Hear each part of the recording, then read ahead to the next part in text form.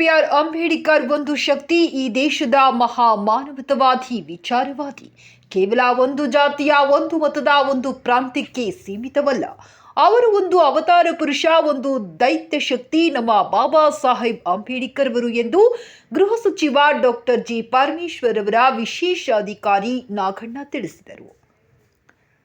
ಅವರು ತಾಲೂಕಿನ ಹೊಳವನಹಳ್ಳಿ ಹೋಬಳಿ ಕೇಂದ್ರ ಸ್ಥಾನದಲ್ಲಿ ಹಮ್ಮಿಕೊಂಡಿದ್ದ ಅಂಬೇಡ್ಕರ್ ಪರಿನಿರ್ವಾಣ ದಿನಾಚರಣೆ ಕಾರ್ಯಕ್ರಮವನ್ನು ಉದ್ಘಾಟಿಸಿ ಮಾತನಾಡಿದರು. ನಾನು ಸಹ ಅಂಬೇಡ್ಕರ್ ಅವರು ನೀಡಿದ ಸಂವಿಧಾನದಿಂದ ಈ ಅಧಿಕಾರಿಯಾಗಿ ಸೇವೆ ಸಲ್ಲಿಸುತ್ತಿದ್ದೇನೆ. ನೀವು ಸಾಮಾಜಿಕ ಹಾಗೂ ರಾಜಕೀಯ ವ್ಯವಹಾರಗಳ ಮತ್ತು ವಿದ್ಯಾಭ್ಯಾಸ ಈ ಎಲ್ಲ ಮೂಲಭೂತ ಸೌಕರ್ಯ ಪಡೆಯುತ್ತಿರುವುದು ಅವರ ಸಂವಿಧಾನದಿಂದ ಎಂಬುದು ಮರೆಯಬಾರದೆಂದರು. ಅಂಬೇಡ್ಕರ್ ಅವರು ಈ ಸಂವಿಧಾನ ನಮಗೆ ನೀಡದೇ ಹೋಗಿದ್ದರೆ ನೀವು ಎಲ್ಲರೂ ಉಳ್ಳವರ ಜಮೀನು ಮನೆಗಳಲ್ಲಿ ಕಸ ಮುಸುರಿ ಮಾಡಿಕೊಂಡು ಇರಬೇಕಿತ್ತು. ಹಾಗಾಗಿ ನಾವು ಪ್ರತಿದಿನ ಪ್ರತಿ ಕ್ಷಣ ನಾವು ಡಾಕ್ಟರ್ ಬಾಬಾ ಸಾಹೇಬ್ ಅಂಬೇಡ್ಕರ್ ಅವರನ್ನು ನೆನಪು ಮಾಡಿಕೊಳ್ಳಬೇಕೆಂದು ಮಾಜಿ ಸೈನಿಕ ಹಾಗೂ ಕಾರ್ಯಕ್ರಮದ ರೂವಾರಿ ನರಸಿಂಹಮೂರ್ತಿ ತಿಳಿಸಿದರು.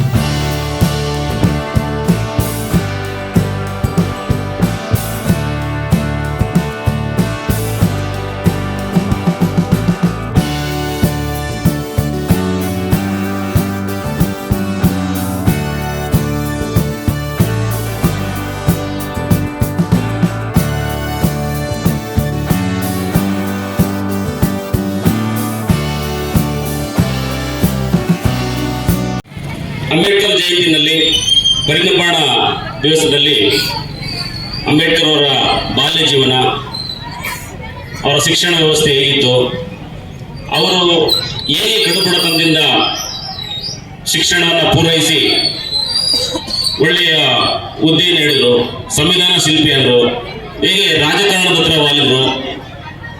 ಈಗ 1956 ಡಿಸೆಂಬರಲ್ಲಿ ಪರಿನಿರ್ವಾಣರು. ಇದೇ ಭಾಷಣಗಳನ್ನು ಸುಮಾರು 70 ವರ್ಷದಿಂದ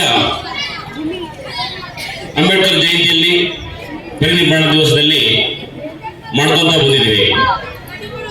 ನಿಜವಾಗ್ಲೂ ಬಾಬಾ ಸಾಹೇಬ್ರನ್ನ ಅರಿಬೇಕು ಅಂತಂದ್ರೆ ಅವರು ಧಾರ್ಮಿಕ ನಾಯಕರು, ರಾಜಕೀಯ ಮುತ್ಸದ್ದಿಗಳು ಅಥವಾ ಸಾಮಾಜಿಕ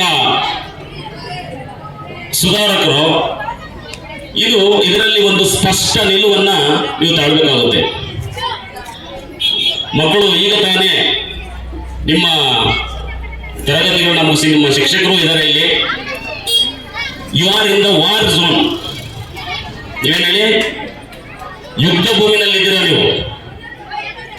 ನಿರುದ್ಯೋಗ ಸಮಸ್ಯೆ ಅನ್ನೋದು ಯಾವ ರೀತಿ ಇದೆ ಅಂದ್ರೆ, ಮೊನ್ನೆ ತಾನೇ ವಿಲೇಜ್ ಅಕೌಂಟೆಂಟ್ 150 ಪೋಸ್ಟ್ಗೆ ರಾಜ್ಯದಲ್ಲಿ 3,80,000 ಜನ ಪರೀಕ್ಷೆಯನ್ನ ಬರೆದಿದ್ದಾರೆ.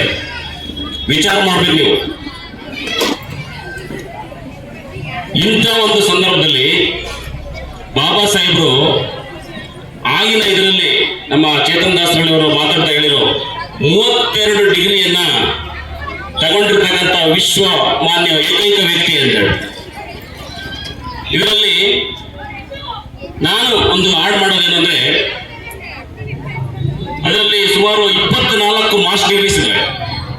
32 ಡಿಗ್ರೀಸ್ ಅಲ್ಲಿ 24 ಮಾಸ್ಟರ್ ಡಿಗ್ರೀಸ್. ನೀವು ಯಾವುದೇ ಸಬ್ಜೆಕ್ಟ್ ತಗೊಳ್ಳಿ, ಅದರಲ್ಲಿ ಅವರು ಮಾಸ್ಟರ್ ಡಿಗ್ರಿ ತಗೊಂಡಿದ್ದಾರೆ. ಸುಮಾರು 7 ರಿಂದ 8 ಡಾಕ್ಟರೇಟ್ಸ್ ಇದಾವೆ. ಗೌರವ ಡಾಕ್ಟರೇಟ್ಸ್ ಲೆಕ್ಕಕ್ಕಿಲ್ಲ, ಗೌರವ ಡಾಕ್ಟರೇಟ್ಸ್ ಲೆಕ್ಕಕ್ಕಿಲ್ಲ. ನಾನು ಒಂದು ಡಾಕ್ಟರೇಟ್ ತಗೋಬೇಕಂದ್ರೆ ಸುಮಾರು 6 ವರ್ಷ ವಹಿಸಿದ್ದೀನಿ. 6 ವರ್ಷ. ಮಹೇಶ್ವರ ಅವರ ಕ್ಷೇತ್ರ ಅನ್ನೋದು, ಕ್ಷೇತ್ರದಲ್ಲಿ ಇಂಥ ಒಂದು ಕಾರ್ಯಕ್ರಮಗಳು ನಡೆದೇ ಒಂದು ಹೆಮ್ಮೆ. ಈ ಜಿಲ್ಲೆಗೆ ಹೋಲಿಸಿದರೆ ಕೊರಟಗೆರೆ ಕ್ಷೇತ್ರ ಅಭಿವೃದ್ಧಿಯಲ್ಲಿ ನಿಧಾನಗತಿಯಲ್ಲಿ ಸಾಗ್ತಾ ಇರೋದು ಇನ್ನೊಂದು ಸಂಗತಿ. ಈಗ ಪರಮೇಶ್ವರರ ಗೃಹ ಸಚಿವರಾದಾಗಲಿಂದ ಅಭಿವೃದ್ಧಿ ಕಾರ್ಯಗಳು ತೀವ್ರಗತಿಯಲ್ಲಿ ಮುನ್ನಡೀತಾ ಇದ್ದಾವೆ ಅಂತ ಭಾವಿಸ್ತಾ ಡಾಕ್ಟರ್ ಬಾಬಾ ಸಾಹೇಬ್ ಅಂಬೇಡ್ಕರ್ ಅವರು ಹರಿಯುವುದು ಹೇಗೆ, ಅರಿತಾದ ಮೇಲೆ ಅವ್ರನ್ನ ಅನುಸರಿಸೋದು ಹೇಗೆ, ಇದರ ಬಗ್ಗೆ ಮಾತ್ರ ನಾನು ಪಾರ್ಟಿಗೆ ಸಂಬಂಧಪಟ್ಟಿದ್ದು, ನಮ್ಮ ಪಾರ್ಟಿಗೆ ಸಂಬಂಧಪಟ್ಟಿದ್ದು, ನಮ್ಮ ಜನ ಅವ್ರನ್ನೇ ಕಿತ್ತಾಡ್ತಾ ಇದ್ದಾರೆ. ಇಂಥ ಒಂದು ನಿಲುವಿನಲ್ಲಿ ನಾವುಗಳು ವಿಚಾರವಂತರಾಗಬೇಕು. ಬರೀ ಅರ್ಥಕೊಂಡ್ರೆ ಸಾಲದು, ಅನುಸರಿಸಬೇಕು. ನಮ್ಮ ವಿದ್ಯಾರ್ಥಿಗಳಿಗೆ ಶಿಕ್ಷಣದ ಮಹತ್ವವನ್ನ ಹೆಚ್ಚು ಹೆಚ್ಚು ಅವರಿಗೆ ಗಮನಿಸಬೇಕು, ಗಮನಕ್ಕೆ ತರಬೇಕು. ಇಲ್ಲೆಲ್ಲ ಮಹಿಳೆಯರ ಇದ್ದಿಲ್ಲ, ಒಬ್ಬ ಮಹಿಳೆ ಶಿಕ್ಷಣದಲ್ಲಿ ಕಲ್ತ್ರೆ ಇವತ್ತು ಯಾವ ರೀತಿ ಮುಂದೂಡ್ಬೋದು ಅಂತ ಹೇಳ್ಬಿಟ್ಟು ಲಿಟ್ರಸಿ ರೇಟ್ ಇವತ್ತು ನಿಯರ್ಲಿ 90%. ಆ ಕಾಲಘಟ್ಟದಲ್ಲಿ ಲಿಟ್ರಸಿ ಯಾರು ಎರಡನೇ ತಲೆಮಾರಿನ ವಿದ್ಯಾವಂತರು ನಮ್ಮ ತಾತ ಮುತ್ತಾತರು ಯಾರಾದ್ರೂ ಇದ್ರ? ಅದಕ್ಕೆ ಆಗಿರ್ತಕ್ಕಂಥ ಹಿನ್ನೆಲೆ ಇದೆ. ಯಾಕೆ ಇಲ್ಲ? ಇವತ್ತು 50 ಎಕರೆ 100 ಎಕರೆ ಜಮೀನು ಯಾರಿಗಾದ್ರೂ ಇದೆಯಾ?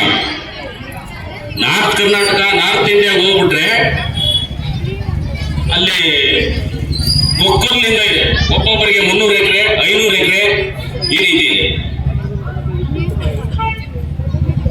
ಇದು ಅಸಮಾನತೆ. ಈ ಅಸಮಾನತೆಯನ್ನು ಹೋಗಲಾಡಿಸಕ್ಕೆ ಬಾಬಾ ಸಾಹೇಬರು ಪಣ ಕೊಡ್ತಾರೆ, ಅದರಲ್ಲಿ ಯಶಸ್ಸೂ ಆಗ್ತಾರೆ. ಆ ಯಶಸ್ವಿನಲ್ಲಿ ಖಂಡಿತ ನಮ್ಮ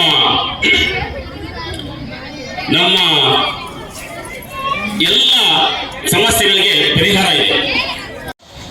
ಓದೋದಕ್ಕೆ ಹೋಗೋದು ಬಸ್ ಇಲ್ಲ, ನಡ್ಕೊಂಡು ಹೋಗ್ಬೇಕು. ಯಾವುದೇ ಗಾಡಿಗಳನ್ನು ಹತ್ತಿದ್ರು ಅಲ್ಲಿಂದ ಕೆಳಗಡೆ ಇಳಿಸ್ತಾರೆ, ಶಾಲೆಯಿಂದ ಹೊರಗಡೆ ತಳ್ತಾರೆ, ಕುಡಿಯೋದಕ್ಕೆ ನೀರು ಕೊಡಲ್ಲ, ಶೌರ ಮಾಡಿಸ್ಕೊಳ್ಳೋದಕ್ಕೆ ಹೋದ್ರೆ ಎದ್ದು ಕಳಿಸ್ತಾರೆ ಜಾತಿ ನೋಡಿ.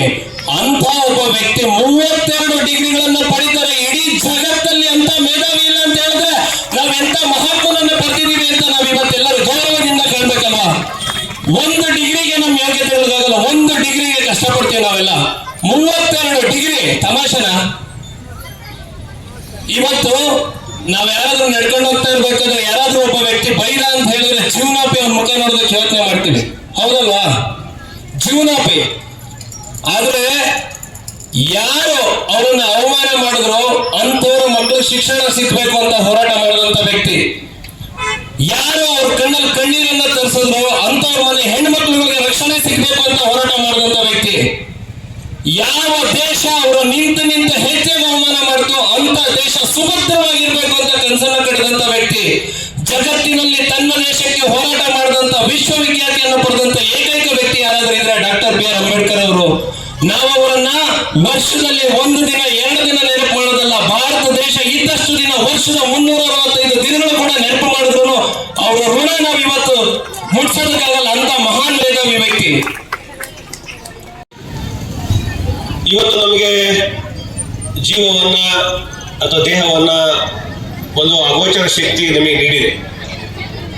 ಆದ್ರೆ ನಮ್ಮ ಜೀವನ, ಇವತ್ತು ನಾವೇನು ಜೀವನವನ್ನ ಮಾಡ್ತಾ ಇದ್ದೇವೆ, ಆ ಜೀವನಕ್ಕೆ ಕಾರಣಕರ್ತ ಆದಕ್ಕಂಥ ಏನು ನಾವು ಅವತಾರ ದೇವರುಗಳನ್ನ ಅವತಾರ ಪುರುಷ ಅಂತೀವಿ, ನಿಜವಾದ ಅವತಾರ ಪುರುಷ ನನ್ನ ಭಾಗದಲ್ಲಿ ಡಾಕ್ಟರ್ ಬಿ ಆರ್ ಅಂಬೇಡ್ಕರ್ ಅವರು. ಇವತ್ತೇನು ನಾವು ಇವತ್ತು ಸುಮಾರು 75 ವರ್ಷ ಹಿಂದೆ, ಬೇಡ ಕೆಲವು 30 ವರ್ಷದಿಂದ ನಮ್ಮೆಲ್ಲ ಹಿರಿಯರಲ್ಲಿ ಕೂತಿದ್ದಾರೆ.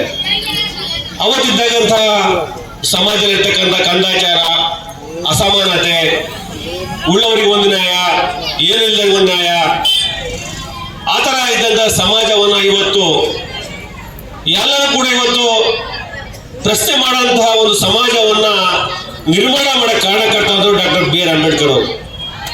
Doctor B R Ambedkar only ಪರಿಶಿಷ್ಟ ಜಾತಿ ಪರಿಶಿಷ್ಟ ಪಂಗಡಕ್ಕೆ ಸೀಮಿತವಾಗಿಲ್ಲ, ಅದು ತಪ್ಪು ಕಲ್ಪನೆಯಾಗಿ ಯಾರೋ ಏನೋ ಮಾಡ್ಕೊಂಡಿರೋ ಅವ್ರಿಗೆ ಸೇರ್ತಕ್ಕಂಥದ್ದು ನಮ್ಗಲ್ಲಂತ.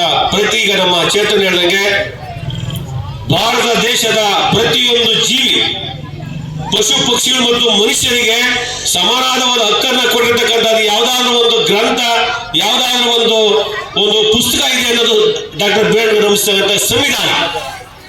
ಪ್ರತಿಯೊಂದು ಸಂವಿಧಾನದಲ್ಲಿ ಪಾಯಿಂಟ್ ಅನ್ನ ಸೇರ್ಪಡೆ ಮಾಡಿದ್ದಾರೆ. ಮನುಷ್ಯ ಎಷ್ಟು ಮುಖ್ಯನೋ ಅಷ್ಟೇ ಪ್ರಾಣಿಗಳು ಪಕ್ಷಿಗಳು ಕೂಡ ಅಷ್ಟೇ ಅವಕಾಶವನ್ನ ಮಾಡಿಕೊಡ್ತಕ್ಕಂಥ ಮಹಾನ್ ವ್ಯಕ್ತಿ, ಮಹಾನ್ ಚಿಂತಕ ಡಾಕ್ಟರ್ ಬಿ ಆರ್ ಅಂಬೇಡ್ಕರ್ ಅವರು. ಅವ್ರನ್ನ ಅವತಾರ ಪುರುಷ ಅನ್ನೋದ್ರಲ್ಲಿ ತಪ್ಪಾಗಲ್ಲ.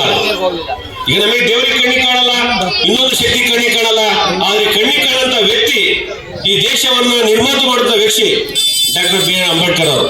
ನಮಗೆ ಸ್ವತಂತ್ರವನ್ನ ಬ್ರಿಟಿಷರು ಕೊಟ್ಟೋದಾಗ ನಮ್ಮ ದೇಶದಲ್ಲಿ ಹಲವಾರು ಸಮಸ್ಯೆಗಳು, ಶಿಕ್ಷಣ ಇರಲಿಲ್ಲ, ಆಹಾರ ಇರಲಿಲ್ಲ, ಗಡಿಗಳ ಭದ್ರತೆ ಇರಲಿಲ್ಲ,